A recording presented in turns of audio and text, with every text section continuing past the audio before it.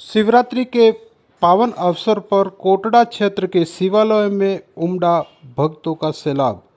कोटड़ा के महाभारत कालीन चित्र विचित्र महादेव मंदिर, पिपलेश्वर महादेव, कल्पेश्वर महादेव, जोगीवड़ महादेव, डुला नेवटी महादेव, तिलकेश्वर महादेव, टिलेश्वर महादेव में भक्तों का उमड़ा सैलाब। दर्शन को लगी लंबी कतारें। भक्त भगवान भोलेनाथ का पूजन अर्चन कर ले रहे आशीर्वाद।